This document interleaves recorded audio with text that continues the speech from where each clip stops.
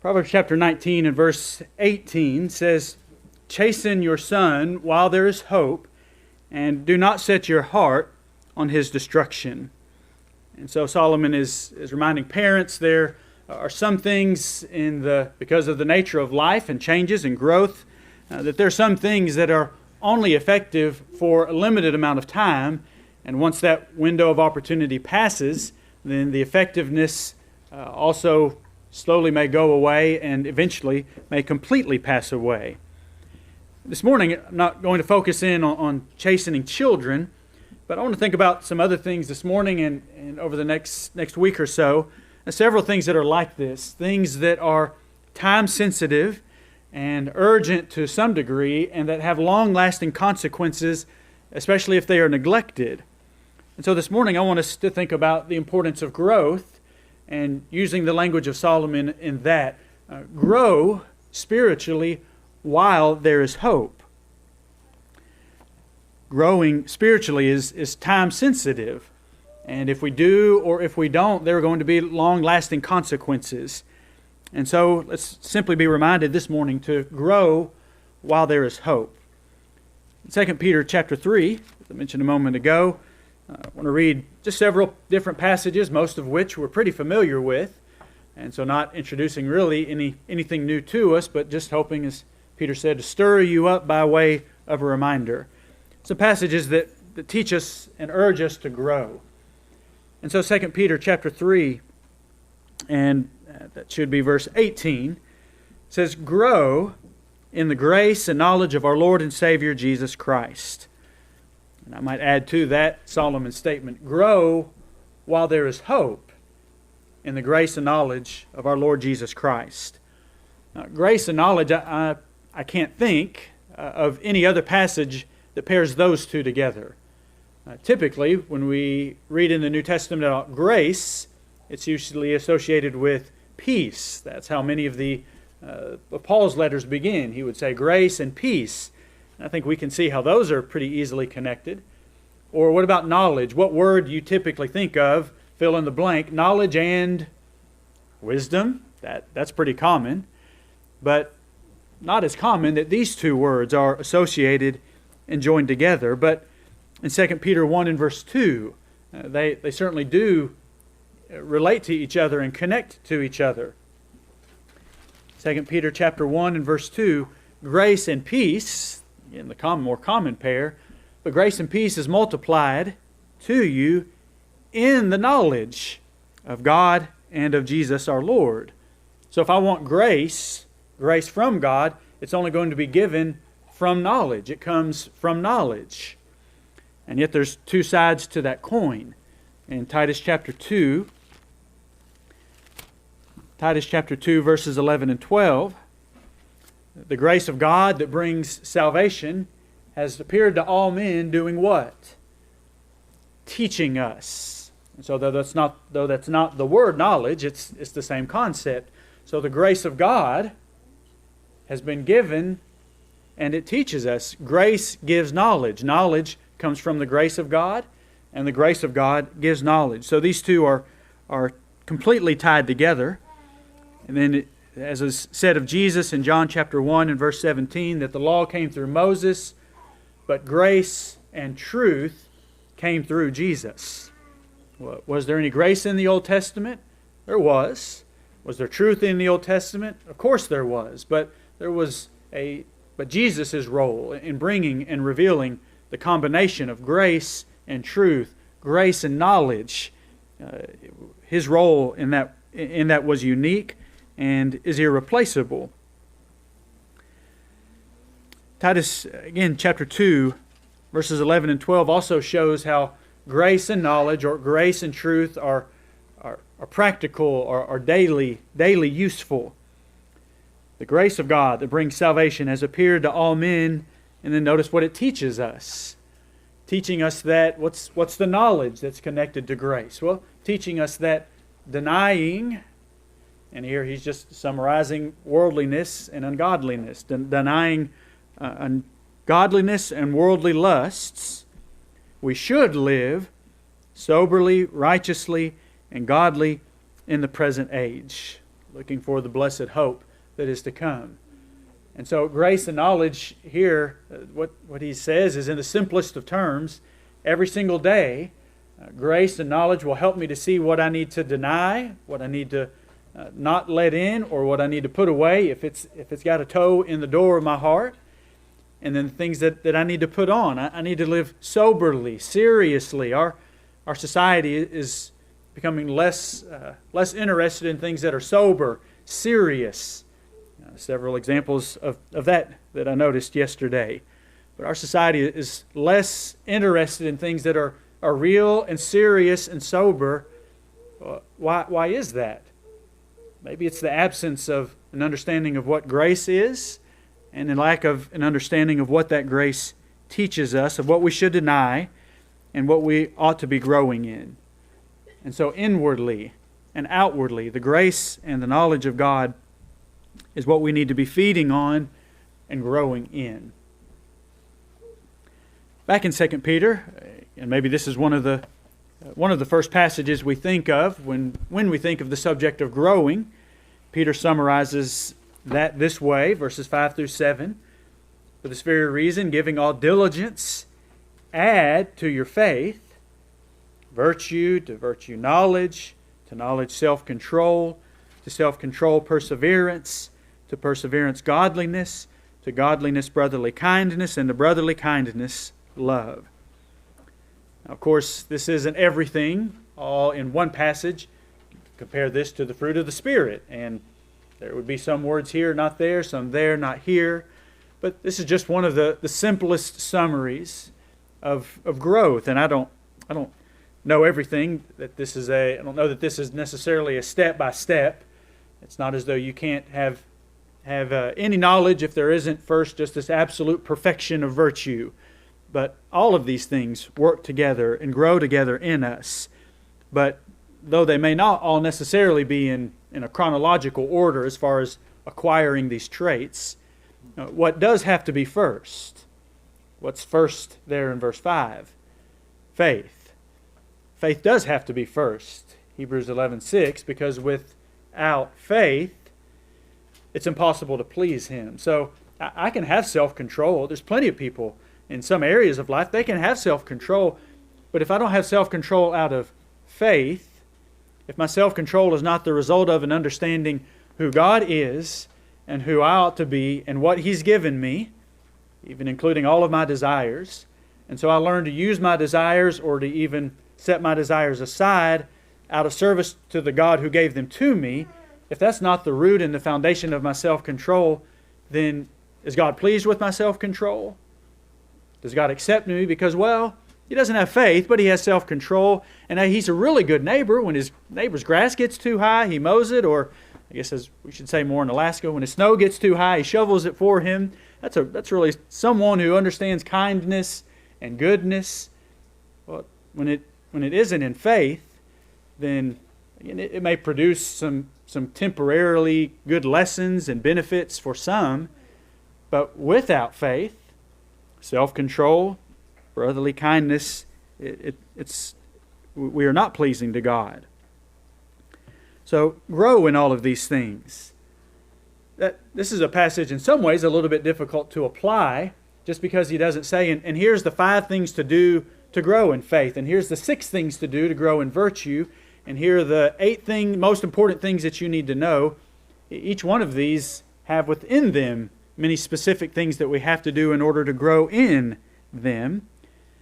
And then it isn't just to have them, but even says that we ought to be abounding in verse 8, abounding in them. So those are 2 different areas of growth. First, I have to grow just to have them. And then once I have them, I have to grow and continue growing in order to abound in them. So how would we answer the question, do I have these things? And then, am I abounding in these things? How do you measure if you have virtue, if you have perseverance? And then how do you measure, well, am I abounding in it?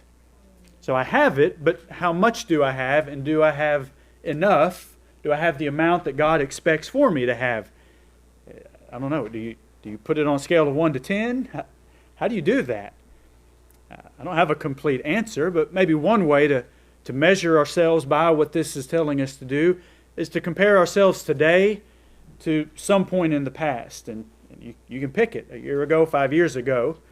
And so as I look at faith, or I look at perseverance, or I look at brotherly kindness, and where I am today, what role did that play in the way I spent my time and my thoughts this past week, just say the past 7 days? Well, were those things there? Were they present? Well, what about 5 years ago? How the way that I spent this past week, how different is it from the way that I would have spent a similar week 5 years ago, 10 years ago?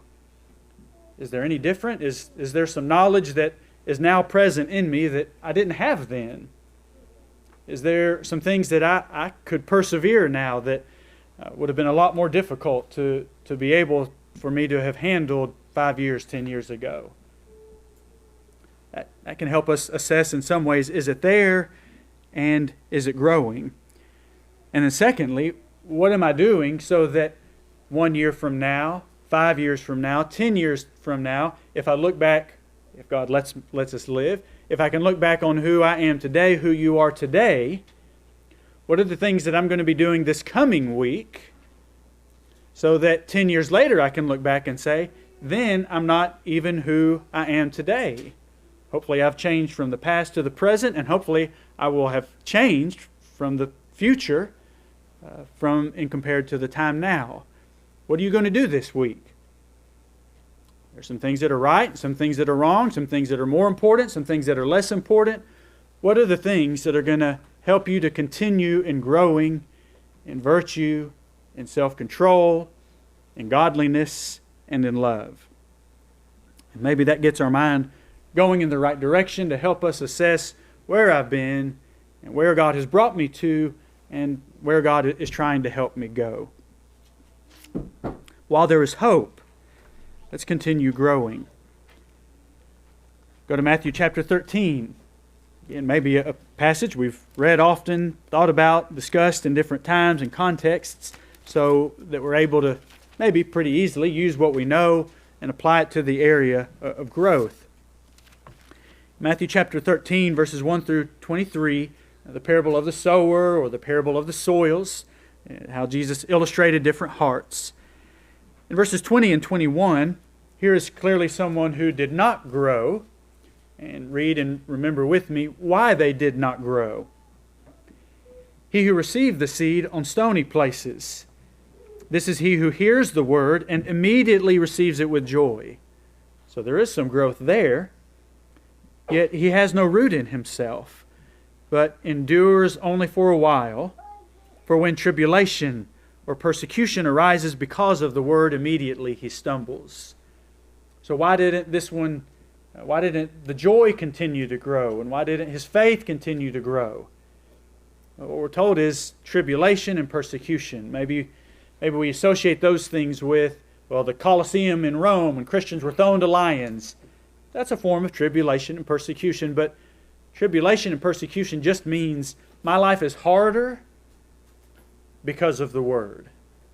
Something in my life is more difficult because of the decisions I'm having to make, because of what God has said, of how I ought or ought not to conduct myself inwardly or outwardly. And so this one, when he came to that decision, then he wasn't willing to make that right decision, so he didn't grow.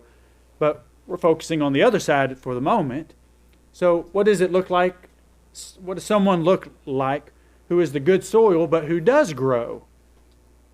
Is the good soil in verse 23 someone who his life is easy? He didn't have tribulations and persecutions. He just bore fruit. Of course not. How did he bear fruit? Well, because when tribulation, when persecution, when life was harder, because of what God had instructed, he was willing to deny himself and take up the cross and follow him. And so the tribulation and the persecution wasn't a barrier. It was difficult. It was a struggle. But he was willing to accept that and to follow his Savior. And so as a result, he grew and he bore fruit. Then also look at verse 22. Another example of someone who initially began to grow, but didn't. Why didn't he continue to grow? Well, he who received seed among the thorns is he who hears the word, and the cares of this world and the deceitfulness of riches, Luke adds, the pleasures of this life, choke the word, and he becomes unfruitful.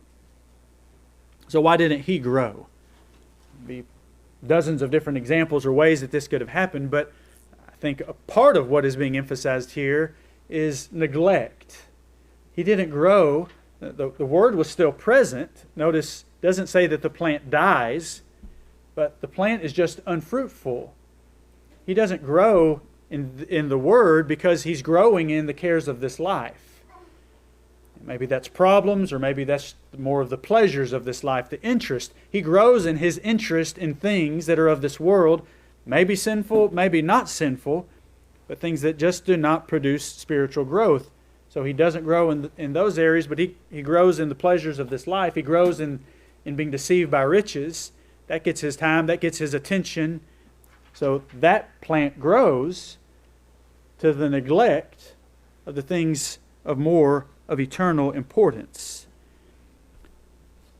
Well, the one in verse 23, he lives in the same world. He has the same kind of cares, or similar, as the other one.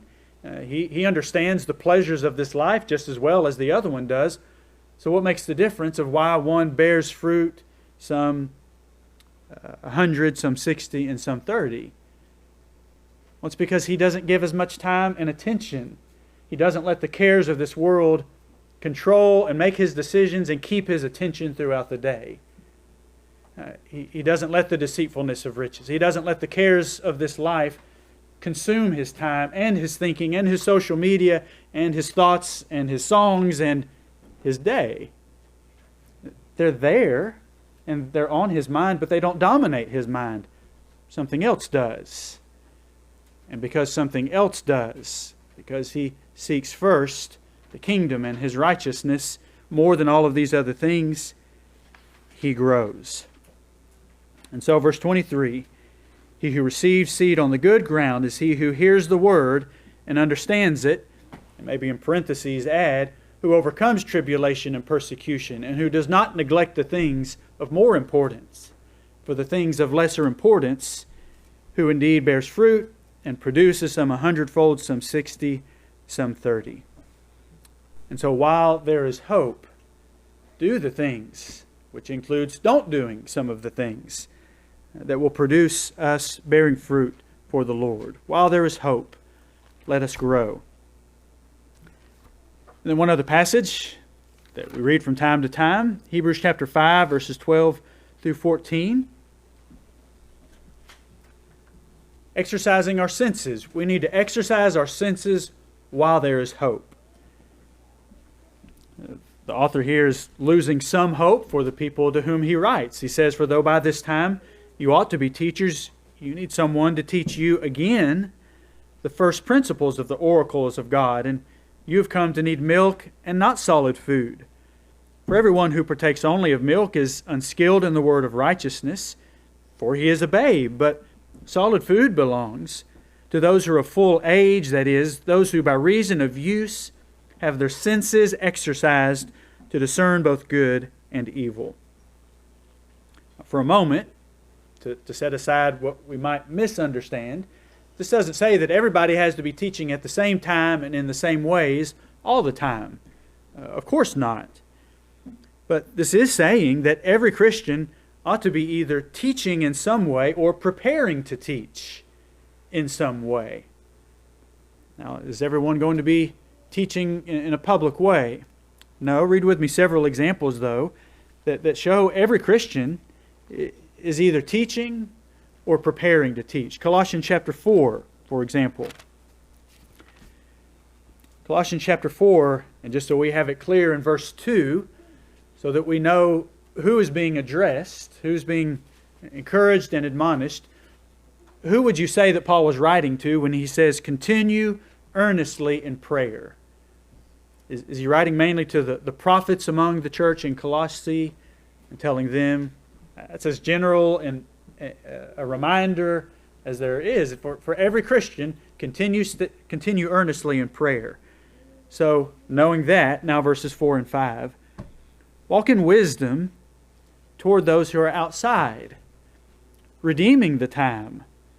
Let your speech always be with grace, seasoned with salt. And if we stopped there, we could say, okay, well, he's telling me get along with my neighbors, and sometimes I've got to bite my tongue at my job, and that would be some application, but that's not what he had in mind here. The last phrase, have your speech seasoned with salt, and walk in wisdom toward those who are outside, that you may know how you ought to answer each one. Whoever is supposed to continue earnestly in prayer is supposed to either know how to give an answer or preparing themselves to learn how to give an answer. And we're often reminded, I didn't know what to say. Well, if I didn't know what to say, then now I know what I need to prepare myself for the next time. I'm still learning that for certain. So here, this is addressed to every Christian. Proverbs 1 verse 8, my son, hear the instruction of your father, and do not forsake the law of your mother. So that's addressed to the son, but what would the flip side of that mean? Who should be teaching? Well, if there's a law, if there's instruction, it's coming from the father and the mother. So every Christian who has children is in the process of teaching and at the same time learning on-the-job training, isn't it? That we're teaching and we're learning how to teach this one, and a little bit different from that one, and that one at this phase as opposed to the next phase of life. And so as Christians, we're constantly, as parents, we're constantly involved in that process. Look at Titus chapter 1 and verse 9. All of this talking about exercising our senses, growing in teaching and preparing to teach. Doesn't matter who, doesn't matter what occasion, just in some way teaching and preparing to teach. Titus chapter 1 verse 9. Holding fast the faithful word as he has been taught, that he may be able by sound teaching both to exhort and convict those who contradict. This is describing an elder. Do we need elders? We need elders. We don't have elders. How are we going to have elders? Well, this means that until we have older men who are able to do this, then we need younger men who are learning to do this. We need younger men who someday have been taught so that they can teach and exhort others. But if I'm not there yet, as a younger man, I need to be being taught so that one day I can teach. Younger men, have this on your goal, on your list of priorities, that I'm learning to teach so that one day I can teach, so that one day we could have elders. This doesn't require being a smooth public speaker. That's not my strength. But in 1 Timothy 3 and verse 5, on the same subject, Paul writing to Timothy about the same thing he was telling Titus, he says that this man is someone who has been able to care for and to rule his own house. To be a proper leader as a father, do you have to be able to give a smooth 20-minute exhortation to your children, no hiccups or bumps or misstatements? No. But you've got to be able to lead them. You've got to be able to rule them. You've got to be able to teach them. And that's all that's required of an elder. And if he's raised children, he has learned to teach for sure. So, who's Hebrews 5? Who should be exercising their senses so that because they either are teaching or because they're preparing themselves to teach? It's every Christian. I'm either in the process of learning, and in the process of learning, I'm exercising my senses. And so we have publicly and privately, of course, every day, we have the choice of exercising our senses as we here have plans for different Bible classes. Well, as I prepare for those classes, and then as I'm in those classes, I'm exercising my senses. If we're going to continue having classes now and into the future, we need teachers now, but then we need a group of people learning, preparing themselves to teach if we're not teaching yet. And then obviously, not only as I'm learning to teach, but if you have taught a class, then what you know is that by the process of exercising your senses to prepare, you probably feel like you learned more than anybody else in the class learned. We've all had that in some way. And so exercising our senses, exercise your senses while there is hope, while there is opportunity. Learn and prepare yourself to teach. Those are pretty simple. You think, well, pretty much all of that. We can do that any day of the week, any time. There's constant opportunities. Why would these be things that, as Solomon say, we would have to have a sense of urgency to do? Why are these time-sensitive things? Well, hope for growth can be lost. Back in 1 Peter chapter 2, hope can be lost because the process of neglect means sometimes I'll lose opportunities that can never be that never return. In 1 Peter chapter 2, he urges us to desire the pure milk of the Word. But he gives that illustration that especially mothers know as newborn babes. That's the intensity of the desire. As newborn babes desire the pure milk of the Word. But when I do, then I grow.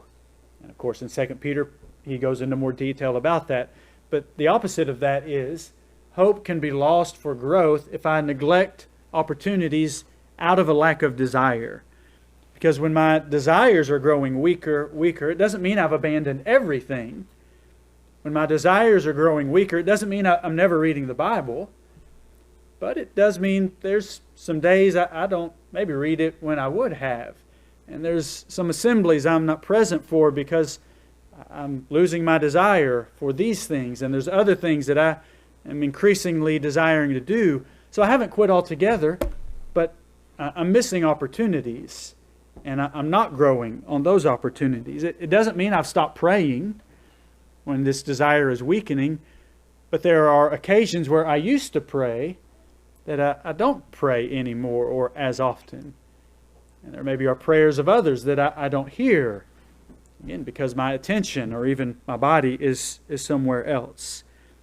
See, it doesn't mean I've quit everything, but I'm seeking less than I used to seek, because I don't desire it like I once desired it.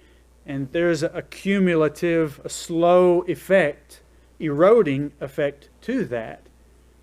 And so we think, well, but when do I have to pray? How often, how many times a day do I have to pray? God hasn't said. That's not the emphasis.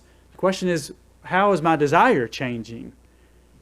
And if it's my desire is changing, certainly God is willing to forgive, but when I forgive, when God forgives me, I've still lost opportunities in the past, and I'm starting at a place that is behind where I could be, and I can't recover those opportunities. God will provide more opportunities, certainly, but while there is hope, don't reject, don't neglect the opportunities God is giving you even today.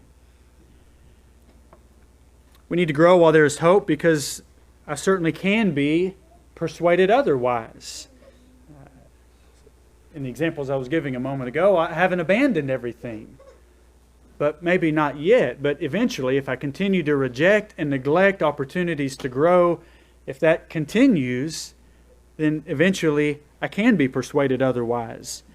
In the book of 2 Peter, among the emphasis on growth, he also provides, especially in chapter 2, a warning about those who would take advantage of those who do not grow. And so in 2 Peter 2 and verse 14,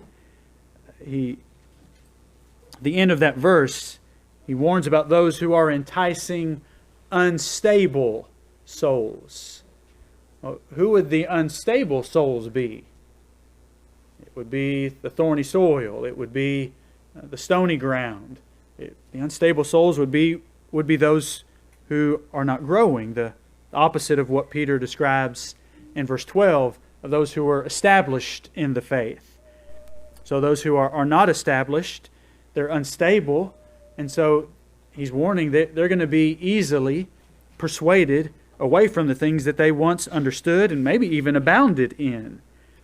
And so we read the Old Testament and we think, well, how could Israel worship idols? And how could Judas, I mean, of everything that Judas saw, everything Judas heard, how could he betray Jesus? Well, the same way that a Christian could reach to the point that they say, well, the Bible's not a rule book. Well, it's not only a rule book. It's not written as law ABC. It's other things too, but it is a rule book. There are some commandments, some rules here. Could a Christian get to the point that they say, well, I believe in God and I believe the Bible, but let's not get too technical of whether you're going to pour water or sprinkle it. The Bible's not a rule book. It's just water, and it's the love of God, and He wants the forgiveness. He wants to forgive. People are on that path who once said just the opposite. How did that happen? I can't see into the hearts of men, but it happened because there was something that was neglected, and over time that neglect led them to be unstable, and then they were deceived. Peter uses a similar word in chapter 3 and verse 16, warning about those who are untaught and unstable. Why are they unstable? Usually it's because they are untaught. What's the safety guard against being unstable and untaught? It's that word disciple in Matthew 28, 18 through 20. Go and make disciples of all nations. I'm a disciple. The word disciple means a follower, but what does it mean to follow Jesus? It's not taking the step on this piece of ground. It's training under Him. It's constantly learning from Him. And when I'm not constantly learning from Him, I'm no longer a disciple, at least in action. And so then I can easily be persuaded. Why is it urgent that I grow and that I continue persistently growing?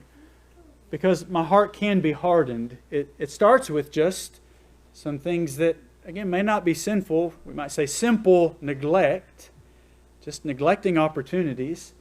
But then my heart is changing, and I may be persuaded of well, I'm just having a beer or two. Not any big deal, I think. But my heart is changing. And then now I'm kicking against the things that I once knew. And now there's more things that I once knew that I'm not so sure about anymore. And progressively, my heart is being hardened. We already read from Matthew chapter 13, verses 20 and 21. The same message that caused the stony ground, the one that was just a thin layer of soil and a thick layer of rock under that. The same message that caused initial joy later caused grief. Did the message change? The message didn't change. What changed?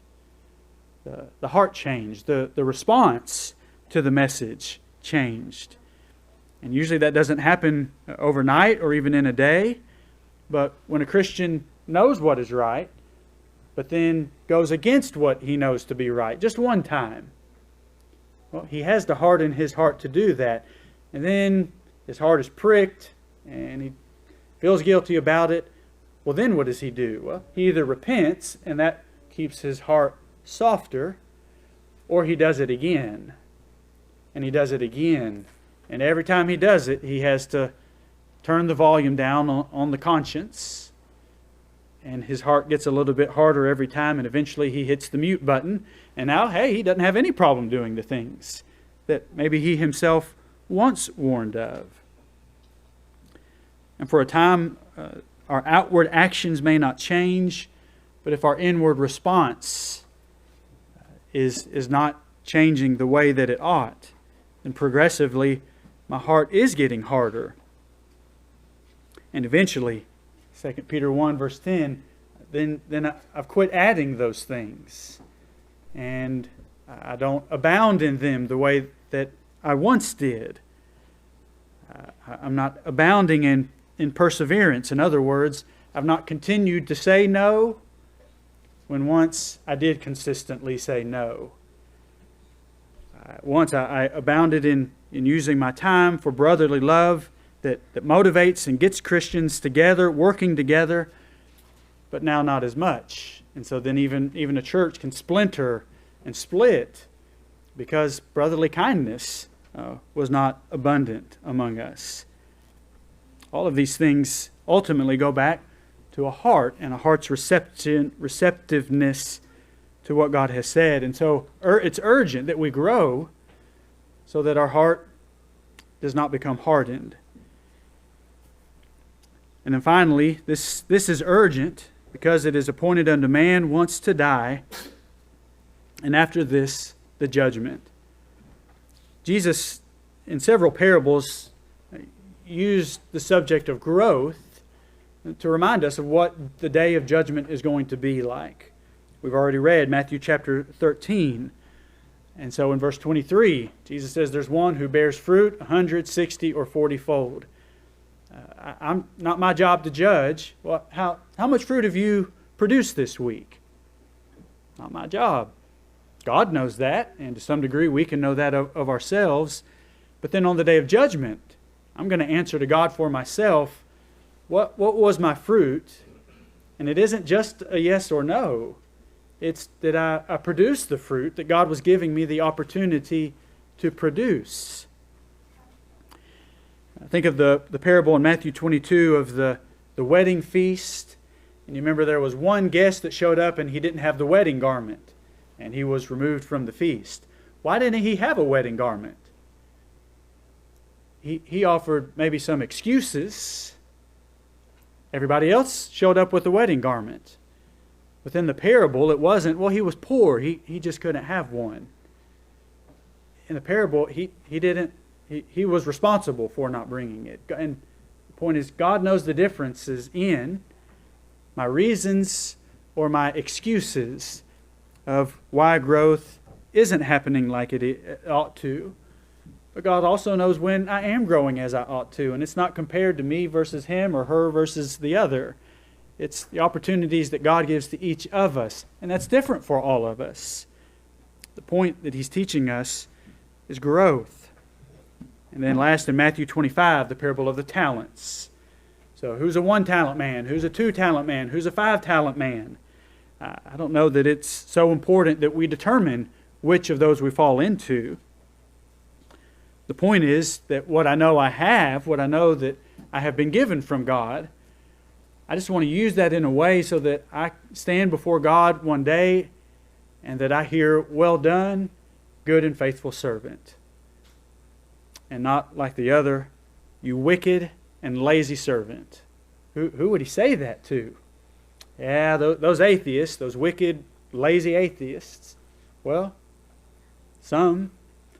But the parable would include some of God's people. You were just given one. Did you use the one talent that you were given? Do you fear at all God asking about your lack of growth? Or are we confident God is providing for us and to the best of our ability? We're learning and growing. Let's be prepared to give an answer. Let's urgently prepare ourselves to grow. Take out your songbook. If you're giving your best to the Lord, we don't have to feel guilty walking around, well, I never can do good enough to please God. Yes, we can. Doesn't mean we've earned anything from Him, but if without faith it's impossible to please Him, by faith we can please Him. And we're not superhuman. But if we walk by faith, God's helping us, and He doesn't ask too much of us.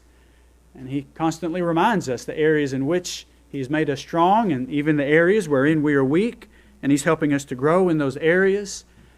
Let's sing this song as Christians determined to give God our best. If you're here and you're not a Christian, and yet you've come knowing and maybe even being reminded of His great love for you, of the great things He has said and the great things He has done, and what greater reminder do we have than His resurrection on the first day of the week? If you're ready to commit your life to Him, to confess your faith, and to be baptized, He'll cleanse you, and we want to encourage you the best that we know. If as a Christian you need to return to Him and grow again as you once did, and if in some way we can stir you up to do that again. Come and tell us how we could as we stand and sing.